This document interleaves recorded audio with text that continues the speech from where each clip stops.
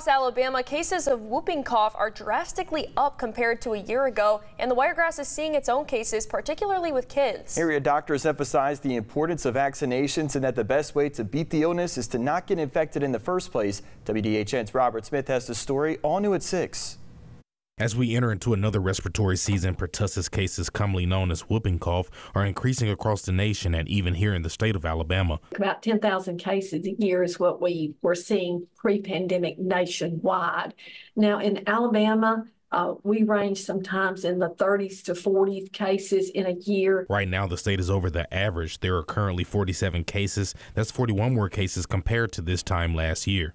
We have seen a rise and do expect to exceed that before the end of the year. The wiregrass is not immune from the highly contagious bacterial respiratory infection. Local pediatricians are seeing a growing number of cases in children. So recently I've seen probably about a handful of patients with whooping cough.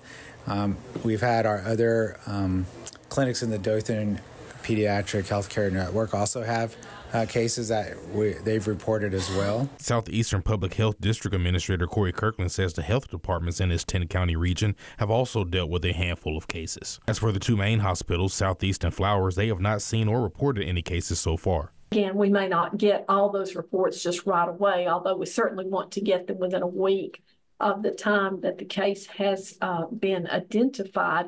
And really, the earlier the case is reported to the health department, especially if we have outbreaks, that's just an opportunity for prevention. Doctors say with the infection spreading by being in close contact with someone, it can be protected by vaccinations, a message they have stressed for respiratory illnesses at least over the last 4 years to try to avoid respiratory symptoms, hospitalizations, and major complications. They say children, pregnant women, and elderly people could be mostly at risk. We just absolutely need to reduce the severity of this disease and keep kids out of hospitals. Reporting Robert Smith, WDHN News for the Wiregrass.